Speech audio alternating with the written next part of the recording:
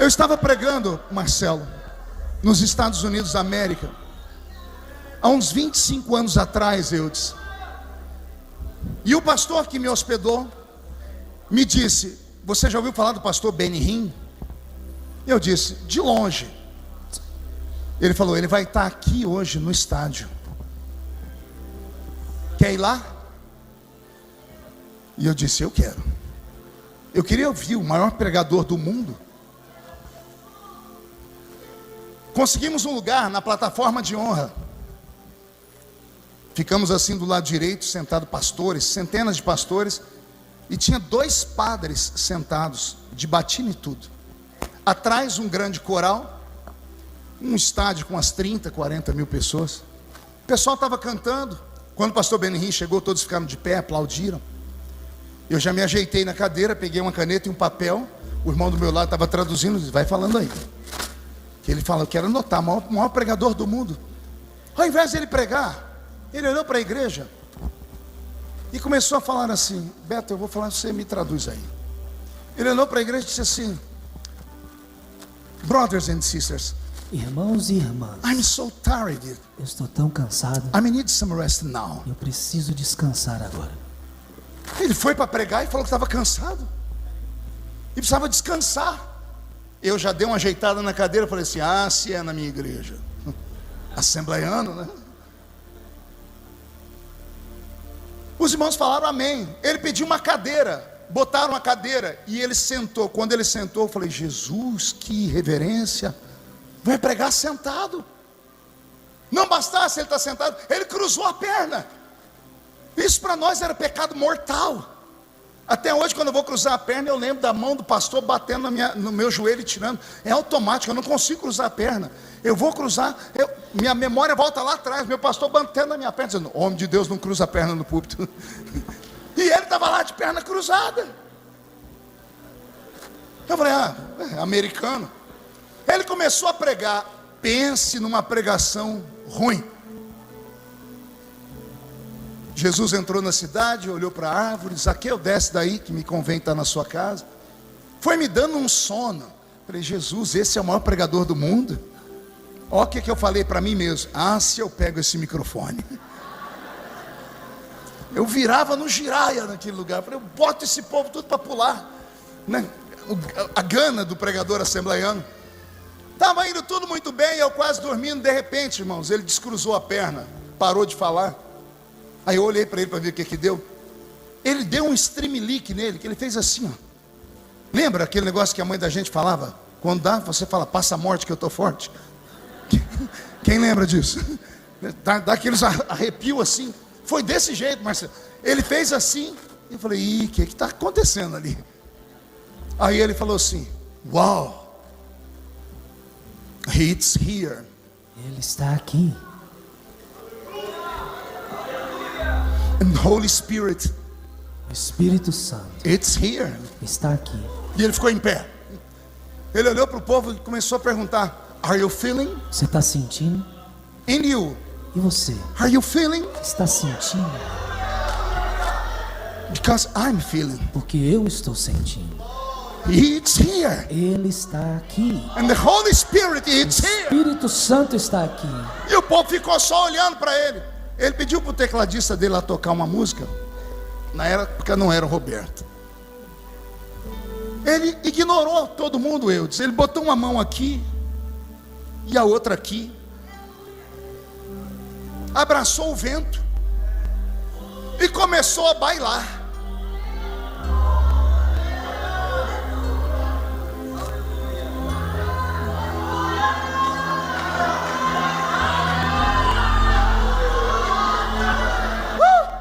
Ele dançou. Na medida que ele foi dançando, eu não entendi nada. Eu só senti um arrepio subindo pelo corpo. O estádio foi ficando em pé, todo mundo ficou em pé. Entramos numa adoração. O estádio foi tomado por uma atmosfera diferente. De repente ele parou nessa posição. Ele estendeu uma mão para cá e a outra para cá. Nessa época ele estava sendo perseguido nos Estados Unidos porque falava que ele soprava. Então ele parou de soprar. Então ele estendeu a mão para cá, a outra para cá e disse: Holy Spirit, Espírito Santo, touch Toque Touch the people. as pessoas. Now. Agora. Touch. Toque. Touch. Toca. Touch the people. Toca as pessoas. Touch the people now. Agora. Irmãos, pense no Apocalipse.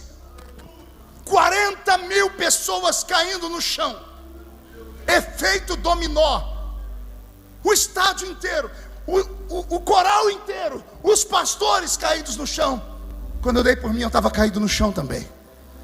Quando eu percebi que eu estava no chão, eu falei, meu Deus, estou endemoniado. É porque para nós assembleianos, só caía se fosse endemoniado.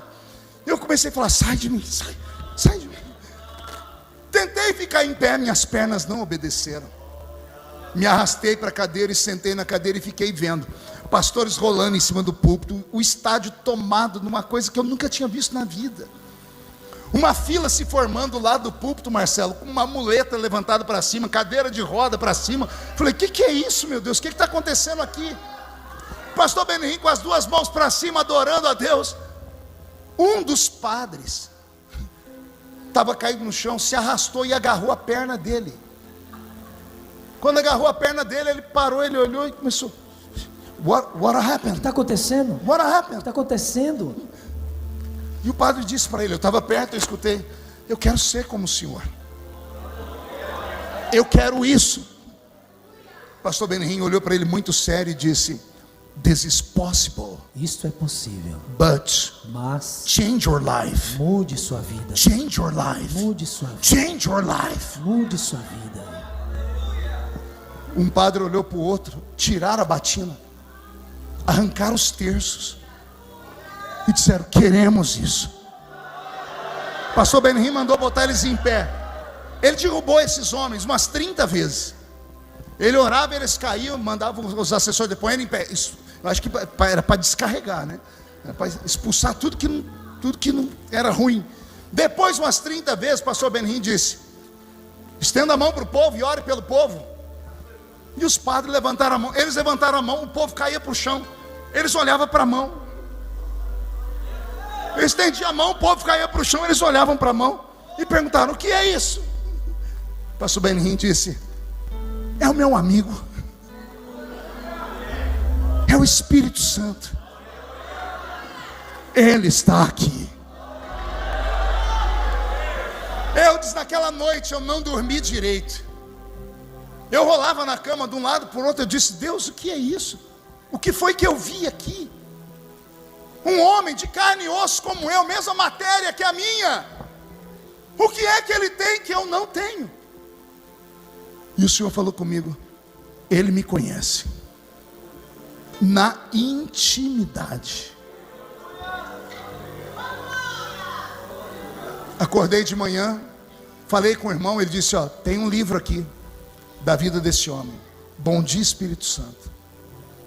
Eu comi aquele livro, eu devorei o livro.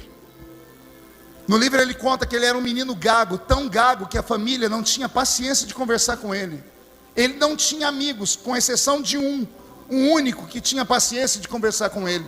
E esse amigo convidou ele para ir no estado da Pensilvânia, para um culto na cidadezinha de Pittsburgh. E ele foi com um amigo para lá. Chegou lá às 5 da manhã, entrou numa fila imensa. Às 6 horas da manhã, abriu a porta do teatro. Entrou uma multidão. Ele disse que ele ficou em pé no meio do povo, que se ele levantasse a mão, ele não ia conseguir baixar mais. Começaram a tocar uma música. E entrou o pregador daquele dia. Mulheres, escutem. O pregador daquele dia era uma mulher, a senhorita Catherine Kuhlman, uma ruiva de 1,90 m, olhos azuis, que estava pregando no teatro da cidade, porque as igrejas fecharam as portas para ela. Ela anunciava que está no lugar, as pessoas iam para onde ela estivesse. A senhorita Kuhlman foi a única mulher da história do mundo que parou a cidade de Las Vegas, a cidade do pecado, a Sin City. Os cassinos fecharam uma única noite na história para irem ver essa mulher pregar. 100 paralíticos andaram em uma noite. Ela não era pregadora como eu, de gritar, de fazer e acontecer. Ela só orava.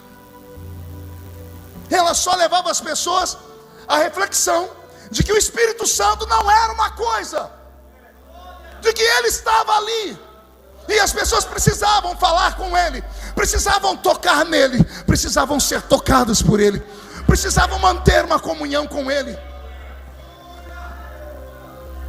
Ele disse que em certo momento ela parou, ela debruçou sobre o púlpito e olhou para as pessoas e disse: não machuquem o meu amigo, não entristeçam o Espírito Santo, não desprezem ele, porque ele está aqui.